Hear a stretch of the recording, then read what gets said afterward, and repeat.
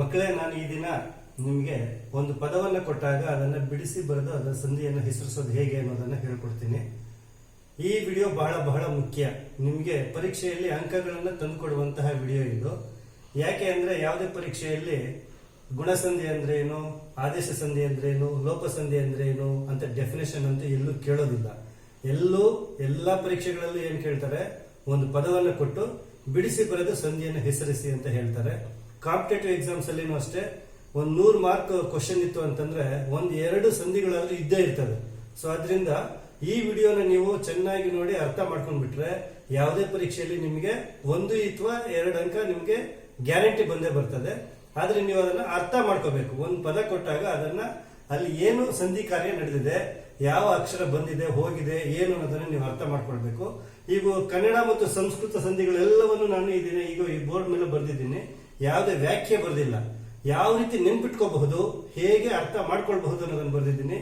ನೀವು ಒಂದು 4-5 ಬಾರಿ ನೀವು ಬರೆದು ಪ್ರಾಕ್ಟೀಸ್ ಮಾಡಿಬಿಟ್ಟಿದ್ದೀರಾ ಅಂತಂದ್ರೆ ನಿಮ್ ಜೀವನದಲ್ಲಿ ನೀವು ಯಾವತ್ತೂ ಸಂಧಿಗಳನ್ನ ಮರೆಯೋದಕ್ಕೆ ಸಾಧ್ಯವೇ ಇಲ್ಲ. ಅಷ್ಟು ಸುಲಭವಾಗಿ ನೀವು ಸಂಧಿಗಳನ್ನ ಅರ್ಥ ಮಾಡ್ಕೊಳ್ಬಹುದು. ಇದ್ರ ಬದಲಾಗಿ ನೀವು ಡೆಫಿನೇಷನ್ ಇಟ್ಕೊಂಡು ನಾನು ಹೋಗ್ತೀನಿ, ಡೆಫಿನೇಷನ್ ಅನ್ನ ಅರ್ಥ ಮಾಡ್ಕೊಳ್ತೀನಿ, ಅದನ್ನು ಗಟ್ ಮಾಡ್ತೀನಿ ಅಂತಂದ್ರೆ ಸಂಧಿಗಳು ಅರ್ಥ ಆಗೋದು ಕಷ್ಟ.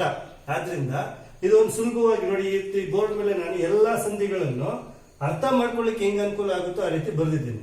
ಈಗ ಉದಾಹರಣೆಗೆ ಒಂದ್ ಕಡೆಯಿಂದ ಬರೋಣ. ಲೋಪ ಸಂಧಿ ಅಂದ್ರೆ ಏನು, ಒಂದು ಅಕ್ಷರ ಬಿಟ್ಟು ಹೋಗುತ್ತದೆ, ಅಷ್ಟೇ ಅರ್ಥ ಮಾಡ್ಕೊಳ್ಬೇಕಾಗಿದೆ. ಲೋಪ ಸಂಧಿಯಲ್ಲಿ ಒಂದು ಅಕ್ಷರ ಬಿಟ್ಟು ಹೋಗುತ್ತೆ. ಆಗಮ ಸಂಧಿಯಲ್ಲಿ ಒಂದು ಅಕ್ಷರ ಬಂದು ಸೇರುತ್ತದೆ. ಯಾವುದು ಬರ್ತದೆ? ಯಕಾರ ಬಂದ್ರೆ ಯಕಾರಾಗಮ ಸಂಧಿ, ವಕಾರ ಬಂದ್ರೆ ವಕಾರಾಗಮ ಸಂಧಿ. ಆದೇಶ ಸಂಧಿ ಅಂದ್ರೆ ಏನು, ಕಾತಾಪಗಳಿಗೆ ಬದಲಾಗಿ ಗಾದಾಪಗಳು ಬರುತ್ತೆ. ಇವೆರಡು ಸ್ವರ ಸಂಧಿಗಳು, ಇದು ವ್ಯಂಜನ ಸಂಧಿ. ಕನ್ನಡದಲ್ಲಿ 3 ಕನ್ನಡ ಸಂಧಿಗಳು. ಹಿಂದಿನ ವಿಡಿಯೋದಲ್ಲಿ ಹೇಳಿದ್ದೀನಿ ನಾನು, ವಿಭಾಗ ಕ್ರಮ ಕೊಡುವಾಗ ಒಂದು ಪದ ತಕೊಂಡ್ರೆ ಅದು ಕನ್ನಡ ಮೂಲನ ಸಂಸ್ಕೃತ ಮೂಲನ ಅನ್ನೋದನ್ನ ಅರ್ಥ ಮಾಡ್ಕೊಂಡು ನಾವು ಆಮೇಲೆ ಅದು ಕನ್ನಡ ಸಂಧಿನ ಸಂಸ್ಕೃತ ಸಂಧಿನ ಅಂತ ನಾವು ನೋಡ್ಬೇಕಾಗ್ತದೆ ಅಂತ. ಸೊ ಇವು 3 ಕನ್ನಡ ಸಂಧಿಗಳು.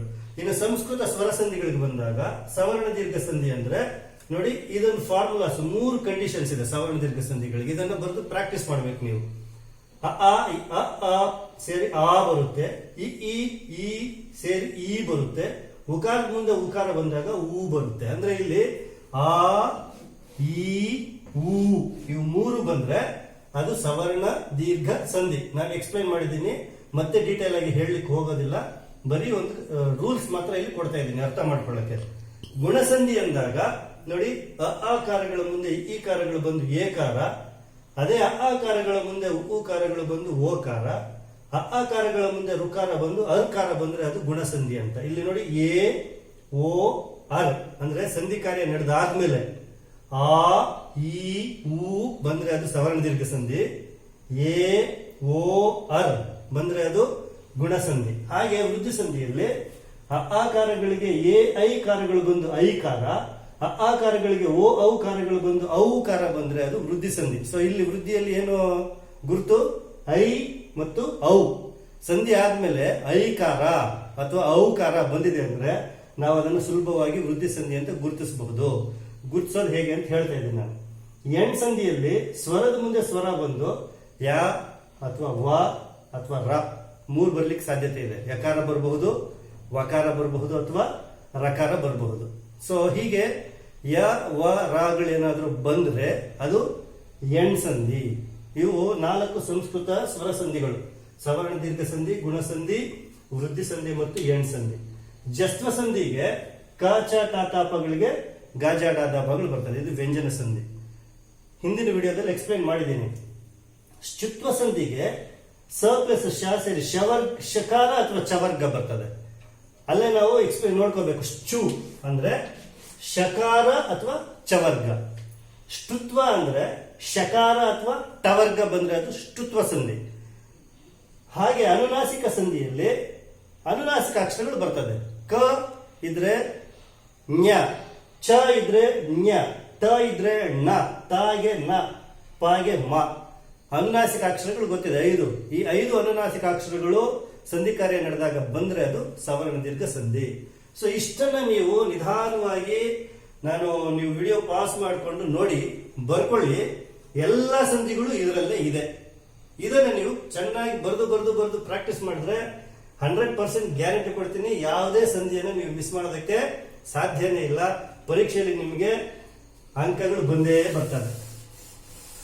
ಇವಾಗ ಒಂದೊಂದೇ ಪದವನ್ನು ತಕೊಂಡು ನಾವು ಯಾವ ರೀತಿ ನೋಡಬಹುದು ಸಂಧಿಯನ್ನು ಅಂತ ನೋಡುವ. ಉದಾಹರಣೆಗೆ ರಾಶಿಯಿಂದ ಅನ್ನುವಂತಹ ಒಂದು ಪದ ಇದೆ. ಹೆಂಗೆ ಬಿಡಿಸೋದು ಇವಾಗ ನೋಡಿ. ರಾಶಿ ಪ್ಲಸ್ ಇಂದ ಏನಾಯ್ತು? ರಾಶಿಯಿಂದ. ಸಂಧಿ ಕಾರ್ಯನ ನೋಡೋಣ. ಇಲ್ಲಿ ಏನಿದೆ? ಸ್ವರ ಇ ಪ್ಲಸ್ ಇ. ಇಲ್ಲಿ ಏನ್ ಬಂದಿದೆ ನಮಗೆ?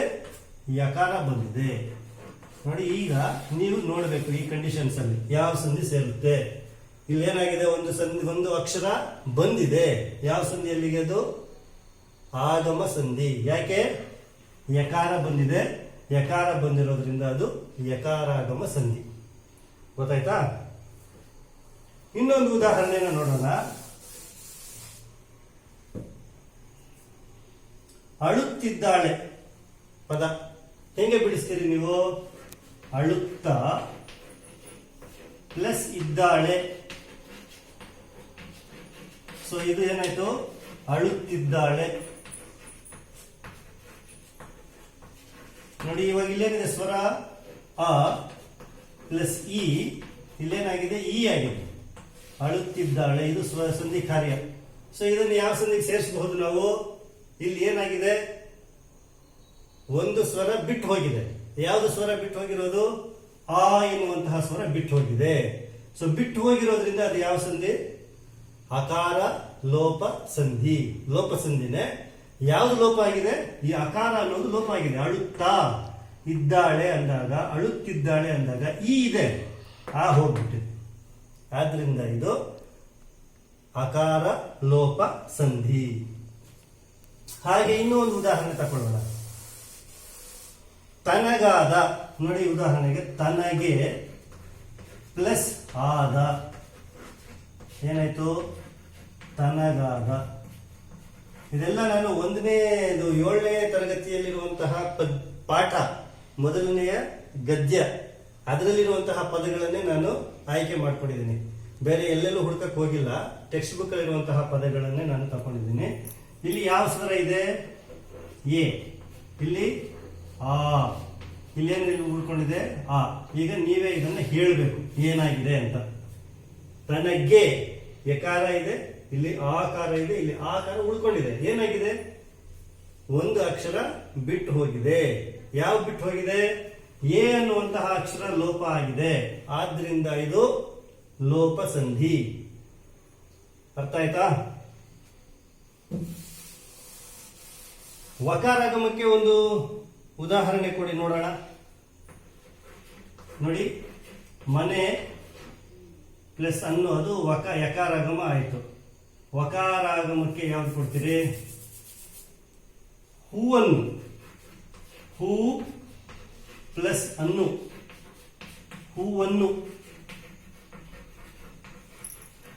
ನೋಡಿ ಇಲ್ಲಿ ಯಾವುದು ಸ್ವರ ಇದೆ? ಇಲ್ಲಿ ಹೂ ಇದೆ, ಇಲ್ಲಿ ಆ ಇದೆ, ಇಲ್ಲಿ ವಕಾರ ಬಂದಿದೆ. ನೋಡಿ, ಹೂವು ಮತ್ತು ಆ ಸೇರಿ ಒಂದು ಹೊಸ ಅಕ್ಷರ ಅಲ್ಲಿ ಬಂದು ಸೇರಿದೆ. ಅದನ್ನು ನಾವೇನು ಕರಿತೀವಿ? ಆಗಮ ಆಗಿದೆ. ಯಾವ್ದು ಆಗಮ ಆಗಿದೆ? ವಕಾರ ಆಗಮ ಆಗಿದೆ.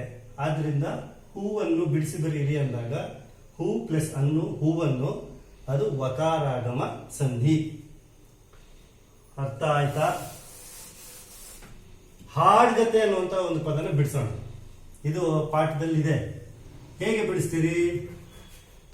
ಹಾಡು ಪ್ಲಸ್ ಕತೆ ಏನಾಯ್ತು? ಹಾಡ್ಗತೆ ಆಯ್ತು. ನೋಡಿ, ನೀವೇ ಹೇಳಬೇಕು ಇವಾಗ ಇಲ್ಲಿ ಏನಾಗಿದೆ ಸಂಧಿ ಕಾರ್ಯ ಅಂತ. ಇಲ್ಲಿ ಕಕಾರ ಇದೆ, ಇಲ್ಲಿ ಗಕಾರ ಬಂದಿದೆ. ಕಕಾರಕ್ಕೆ ಗಕಾರ ಆದೇಶವಾಗಿ ಬಂದಿದೆ. ಹಾಗಾದ್ರೆ ಇದು ಯಾವ ಸಂಧಿ? ಆದೇಶ ಸಂಧಿ. ಯಾಕೆ ಇದು ಜಸ್ತ್ರ ಸಂಧಿ ಆಗಲ್ಲ? ಕಕಾರಕ್ಕೆ ಗಕಾರ ಬಂದ್ರೆ ಇಲ್ಲಿ ಜಸ್ತ್ರ ಸಂಧಿ ಅಂತ ಬರ್ಕೊಂಡಿದೀವಲ್ವಾ? ಯಾಕೆ ಇದು ಜಸ್ತ್ರ ಸಂಧಿ ಆಗಲ್ಲ ಅಂದ್ರೆ, ಕನ್ನಡ ಭಾಷೆಯ ಪದ ಹಾಡ್ಗತೆ. ಹಾಡು ಅನ್ನೋದನ್ನು ನಮ್ದು, ಕಥೆ ಅನ್ನೋದನ್ನು ಸಹ ನಮ್ದು. ಆದ್ರಿಂದ ಹಾಡ್ಗತೆ ಅನ್ನೋದು ಆದೇಶ ಸಂಧಿ. ಮುಂದೆ ಹೋಗೋಣ.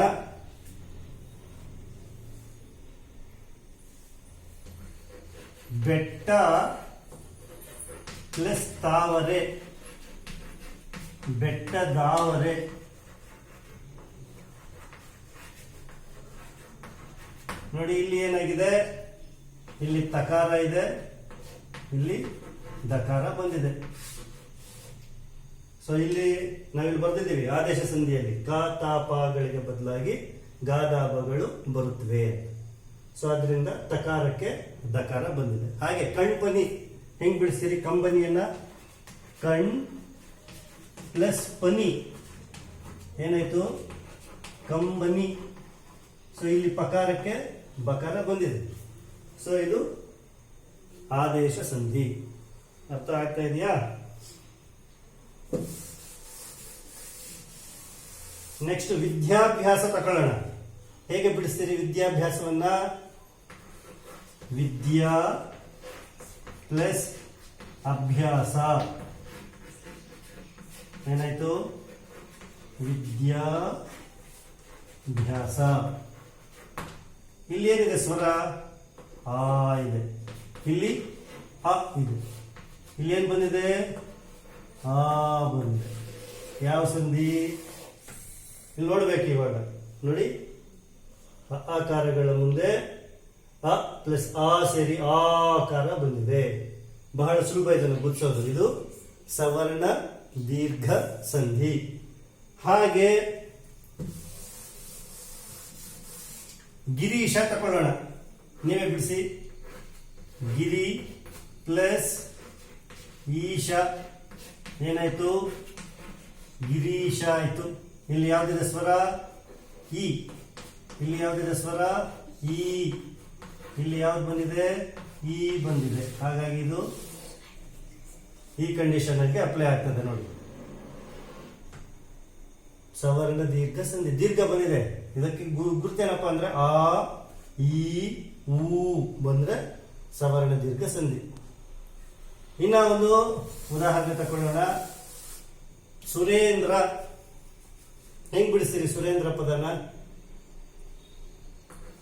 ಸುರ ಪ್ಲಸ್ ಇಂದ್ರ ಏನಾಯ್ತು? ಸುರೇಂದ್ರ ಆಯ್ತು. ಸೊ ಇಲ್ಲಿ ಯಾವ್ದಿದೆ ಸ್ವರ? ಆ. ಇಲ್ಲಿ ಇ. ಇಲ್ಲಿ ಏನ್ ಬಂದಿದೆ? ಎ ಬಂದಿದೆ.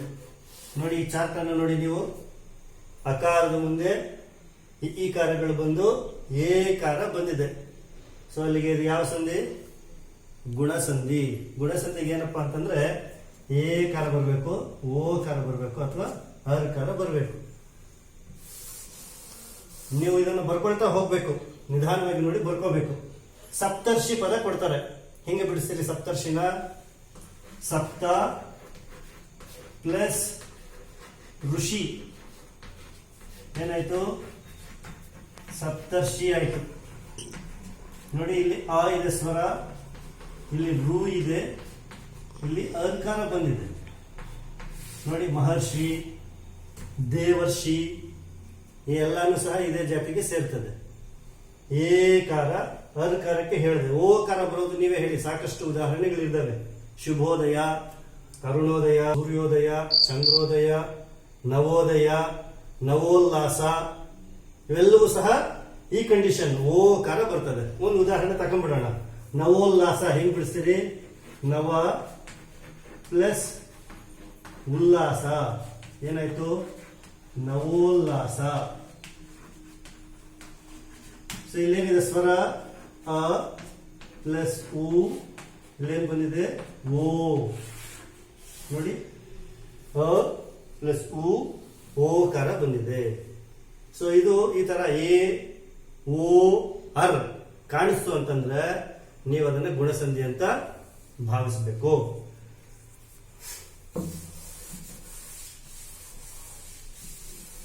ಇನ್ನ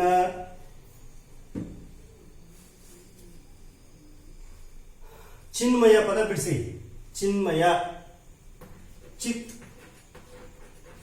ಪ್ಲಸ್ ಮಯ ಏನಾಯ್ತು? ಚಿನ್ಮಯ ಆಯ್ತು. ಚಿತ್ ಪ್ಲಸ್ ಮಯ ಚಿನ್ಮಯ. ಇದು ಯಾವ ಸಂಧಿ ಅನ್ನೋದನ್ನ ಗಮನಿಸಬೇಕು. ನೋಡಿ ಇಲ್ಲಿ ಏನಾಗಿದೆ ನೋಡಿ, ಚಿನ್ಮಯ ಪದನ ಬಿಡಿಸಿ ಅಂತ ಕೊಡ್ತಾರೆ. ಚಿತ್ ಪ್ಲಸ್ ಮಯ ಚಿನ್ಮಯ, ಇದು ಯಾವ ಸಂಧಿ? ಈ ಚಾರ್ಟ್ ಅನ್ನು ನೋಡಿ, ಇಲ್ಲಿ ತಕಾರಕ್ಕೆ ನಕಾರ ಬಂದಿದೆ, ತಕಾರಕ್ಕೆ ನಕಾರ ಬಂದಿದೆ, ಅದು ಅನುನಾಸಿಕ. ನೋಡಿ, ಅನುನಾಸಿಕ ಸಂಧಿ, ಆ ರೀತಿ ಗುರುತಿಸಬೇಕಾಗ್ತದೆ. ಹಾಗೆ ಇನ್ನೊಂದು ಪದ ತಕೊಳ್ಳೋಣ, ಇದನ್ನು ಆಗಾಗ ಕೇಳ್ತಾ ಇರ್ತಾರೆ, ಜಾತ್ಯತೀತ. ಇದನ್ನು ಯಾವ ರೀತಿ ಬರಿಬೇಕು ಅಂತಾನು ಕೇಳ್ತಾರೆ.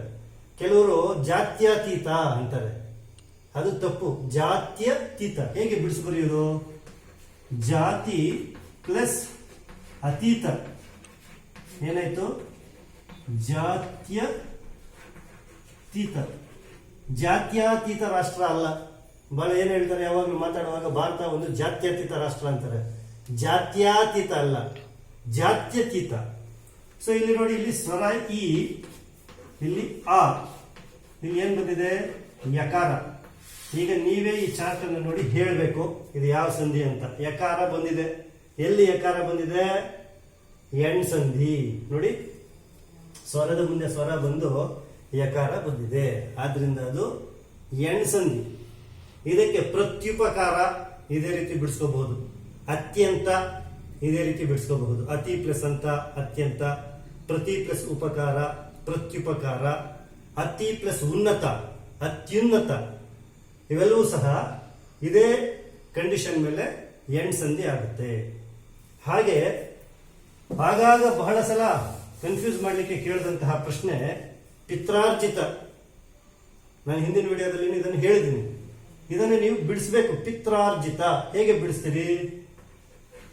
ಪಿತೃ ಪ್ಲಸ್ ಅರ್ಜಿತ ಏನಾಯ್ತು? ಪಿತ್ರಾರ್ಜಿತ. ಹೇಗೆ ಬಿಡಿಸ್ತೀರಿ? ಇವಾಗ ಇದು ಯಾವ ಸಂಧಿ? ಸಾಮಾನ್ಯವಾಗಿ ಇದನ್ನ ಸವರ್ಣ ದೀರ್ಘ ಸಂಧಿ ಅಂತ ಅಂದ್ಕೊಂಡ್ಬಿಡ್ತೀವಿ. ಆಪ್ಷನ್ಸ್ ಅಲ್ಲಿ ಕೊಟ್ಟಿರ್ತಾನೆ ಸವರ್ಣ ದೀರ್ಘ ಸಂಧಿ ಅಂತ. ನೋಡಿದ ತಕ್ಷಣ ಹೌದು ಹೌದು ದೀರ್ಘ ಬಂದಿದೆ, ಪಿತ್ರಾರ್ಜಿತ ಇಲ್ಲಿ ಹೇಳಿದ್ದಾರೆ, ಆ ಬಂದಿದೆ, ಆದ್ರಿಂದ ಇದು ಸವರ್ಣ ದೀರ್ಘ ಸಂಧಿ ಅಂತ ಅಂದ್ಕೊಂಡ್ರೆ ಒಂದಂಕ ಹೋಗುತ್ತೆ. ಏನ್ ಮಾಡಬೇಕು? ಬಿಡಿಸಿ ಬರೀರಿ ಫಸ್ಟ್. ಇಲ್ಲಿ ಏನಿದೆ ಸ್ವರ ನೋಡಿ, ಪಿತೃ ಅನ್ನೋದ್ರಲ್ಲಿ ಆ ಅಲ್ಲ ಇರೋದು, ರು. ಎಲ್ಲರೂ ಇದನ್ನು ನೋಡಿಬಿಟ್ಟು ಇಲ್ಲಿ ಆ ಪ್ಲಸ್ ಆ ಸೇರಿ ಆ ಆಗಿದೆ, ಅದರಿಂದ ಇದು ಸವರ್ಣ ದೀರ್ಘ ಸಂಧಿ ಅಂದ್ಕೊಳ್ತಾರೆ. ಬಟ್ ಇದು ಆಕ್ಚುಲಿ ಏನ್ ಸೇರಿರೋದು? ರು ಪ್ಲಸ್ ಆ ಸೇರಿ ಇಲ್ಲಿ ರಕಾರ ಬಂದಿದೆ. ಸೊ ಇದು ಯಾವ ಸಂಧಿ? ಪಿತ್ರಾರ್ಜಿತ ಅನ್ನೋದು ಚೆನ್ನಾಗಿ ನೆನಪಲ್ಲಿ ಇಟ್ಕೊಳ್ಳಿ, ಎಣ್ ಸಂಧಿ. ಯಾಕೆ? ಇಲ್ಲಿ ರಕಾರ ಬಂದಿದೆ. ಹಾಗೆ ಮನ್ವಂತರ ಹೆಂಗೆ ಬಿಡಿಸ್ತೀರಿ? ಮನು ಪ್ಲಸ್ ಅಂತರ. ನೋಡಿ, ಇಲ್ಲಿ ಉಕಾರ ಇದೆ, ಇಲ್ಲಿ ಅಕಾರ ಇದೆ, ಇಲ್ಲಿ ವಕಾರ ಬರ್ತದೆ ಮನ್ವಂತರದಲ್ಲಿ. ಸೊ ಅದನ್ನು ಅಷ್ಟೇನೆ ಯ ವ ರ. ಸೊ ಯ ಅತ್ಯಂತ ಅನ್ನೋದು ಮನ್ವಂತರ, ಪಿತ್ರಾರ್ಜಿತ, ಈ ಮೂರು ಕಂಡೀಷನ್ಸ್ ಅಲ್ಲಿ ಅದು ಯಾವ ಸಂಧಿ ಆಗುತ್ತೆ? ಎಣ್ ಸಂಧಿ ಆಗುತ್ತೆ. ಬೇರೆ ಬೇರೆ ಉದಾಹರಣೆಗಳನ್ನು ನೀವು ಗಮನಿಸ್ಕೊಳ್ಳಿ. ಹಾಗೆ ವಾಗ್ದೇವಿ ಈ ಪದನ ಬಿಡಿಸಿ ಬರೀರಿ ಅಂತ ಕೊಡ್ತಾರೆ. ಹೆಂಗ್ ಬಿಡಿಸ್ತೀರಿ? ವಾಕ್ ಪ್ಲಸ್ ದೇವಿ ಏನಾಯ್ತು? ವಾಗ್ದೇವಿ ಆಯ್ತು. ಓಕೆ. ಸೊ ಇಲ್ಲಿ ಏನಾಗಿದೆ? ಕಕಾರಕ್ಕೆ ಯಾವ್ದು ಬಂದಿದೆ? ಗಕಾರ ಬಂದಿದೆ. ಯಾವ ಸಂಧಿ ಸೇರಿಸ್ತೀರಿ? ಇಲ್ಲಿ ಕನ್ಫ್ಯೂಷನ್ ಆಗ್ತದೆ. ಎರಡು ಕಡೆ ಹೇಳಿದ್ವಿ ನಾವು, ಕಾತಾಪಗಳಿಗೆ ಗಾದಾಪಗಳು ಬಂದ್ರೆ ಆದೇಶ ಸಂಧಿ, ಇಲ್ಲಿ ಕಾಚಾಟಾತಾಪಗಳಿಗೆ ಗಾಜಾಡಾದಾಪಗಳು ಬಂದ್ರೆ ಅದು ಜಸ್ತ್ರ ಸಂಧಿ ಅಂತ. ಈ ಪದಗಳನ್ನು ಕೊಟ್ಟಾಗ ನೀವು ಗಮನಿಸಬೇಕು, ಅದು ಕನ್ನಡದ ಅಥವಾ ಸಂಸ್ಕೃತದ. ವಾಕ್ ನಮ್ಮದಲ್ಲ, ದೇವಿನೂ ನಮ್ಮದಲ್ಲ, ಅವೆರಡು ಸಂಸ್ಕೃತದ ಪದಗಳು. ಆದ್ರಿಂದ ಅದು ಯಾವ ಸಂಧಿ ಆಗುತ್ತೆ? ಜಸ್ತ್ವ ಸಂಧಿ ಆಗುತ್ತೆ. ಇದಕ್ಕೆ ಷಟ್ ಪ್ಲಸ್ ಆನನ, ಷಡಾನನ ಇವೆಲ್ಲವೂ ಸಹ ನೀವು ನೋಡಬಹುದು. ಟಕಾರಕ್ಕೆ ಡಕಾರ ಬರ್ತದೆ. ಉತ್ ಪ್ಲಸ್ ಡಯನ, ಉಡ್ಡಯನ, ಅಲ್ಲಿನೂ ಸಹ ಬರುವಂತದ್ದನ್ನ ನೀವು ಗಮನಿಸಬಹುದು. ಹಾಗೆ ಬೃಹದಾಕಾರ ಹೆಂಗೆ ಬಿಡಿಸ್ತೀರಿ? ಬೃಹತ್ ಪ್ಲಸ್ ಆಕಾರ ಬೃಹದಾಕಾರ. ನೋಡಿ ಇಲ್ಲಿ ತಕಾರಕ್ಕೆ ದಕಾರ ಬಂದಿದೆ. ಇಲ್ಲಿನೂ ಅಷ್ಟೇನೆ ಆದೇಶ ಸಂಧಿ ಅಲ್ಲ, ಅದು ಜಸ್ತ್ವ ಸಂಧಿ. ಗೊತ್ತಾಯ್ತಾ? ಬೃಹತ್ ಪ್ಲಸ್ ಆಕಾರ ಬೃಹದಾಕಾರ, ಅದು ಜಸ್ತ್ವ ಸಂಧಿ. ಮನಃಶುದ್ಧಿ ಅನ್ನುವಂತಹ ಒಂದು ಪದನ ತಕೊಳ್ಳೋಣ. ಹೇಗೆ ಬಿಡಿಸ್ತೀರಿ? ಮನಸ್ ಪ್ಲಸ್ ಶುದ್ಧಿ ಏನಾಯ್ತು? ಮನಃಶುದ್ಧಿ ಆಯ್ತು. ನೋಡಿ ಇಲ್ಲಿ ಸಕಾರಕ್ಕೆ ಶಕಾರ ಬಂದಿದೆ. ಸೊ ಶ ಅಥವಾ ಚವರ್ಗ ಬಂದ್ರೆ ಅದು ಯಾವ ಸಂಧಿ? ಶ್ಚುತ್ವ ಸಂಧಿ.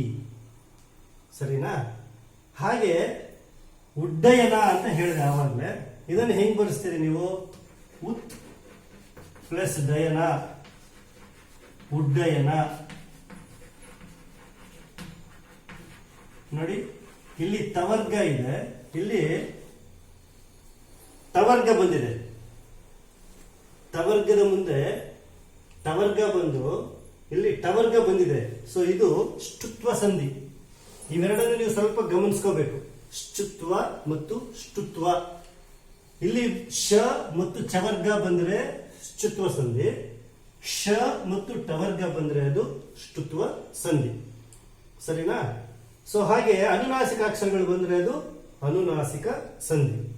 ಸೊ ಇದನ್ನು ನೀವು ಒಂದೇ ದಿನ ನೀವು ಪ್ರಾಕ್ಟೀಸ್ ಮಾಡಬೇಕು, ಅಂದ್ರೆ ಕಷ್ಟ ಆಗ್ತದೆ. ನೀವು ನಿಧಾನವಾಗಿ ನೋಡಿ, ಕ್ಲೀನ್ ಆಗಿ ಬರ್ಕೊಂಡು ಅಭ್ಯಾಸ ಮಾಡಿ. ಈ ಚಾರ್ಟ್ ಅನ್ನು ನೀವೆಷ್ಟು ಸಲ ಬರೆದು ಪ್ರಾಕ್ಟೀಸ್ ಮಾಡಿದ್ರೆ ಅಷ್ಟು ಒಳ್ಳೆಯದು. ಸೊ ಈ ರೀತಿಯಾಗಿ ನಾವು ಸಂಧಿಗಳನ್ನ ಬರೆದು ಗುರುತಿಸೋದು ಹೇಗೆ ಅನ್ನೋದನ್ನ ನಾನು ನಿಮ್ಗೆ ಹೇಳ್ಕೊಟ್ಟಿದ್ದೀನಿ. ನೀವು ಯಾವುದೇ ಪದ ಕೊಡ್ಲಿ ಬಿಡಿಸಿ ಬರೀರಿ. ಈ ಕಂಡೀಷನ್ಸ್ ಅಲ್ಲಿ ನೋಡಿ ಯಾವ ರೀತಿ ಅಕ್ಷರಗಳು ಸೇರಿದೆ, ಬಂದಿದೆ, ಹೋಗಿದೆ ಅನ್ನೋದರ ಆಧಾರದ ಮೇಲೆ ನೀವು ಸಂಧಿಗಳನ್ನು ಗುರುತಿಸಿ ಬರೀಬಹುದು. ಪರೀಕ್ಷೆಯಲ್ಲಿ ಒಳ್ಳೆ ಅಂಕಗಳನ್ನು ತಕೊಳ್ಳಿ. ಈಗ ಶಾಲೆಗಳಿಲ್ಲ ಅಂತ ಹೇಳಿ ಮನೆಯಲ್ಲಿ ಸುಮ್ಮನೆ ಕೂತ್ಕೋಬೇಡಿ. ಪಾಠಗಳನ್ನು ಓದಿ ಚೆನ್ನಾಗಿ ಅರ್ಥ ಮಾಡ್ಕೊಳ್ಳಿ. Thank you.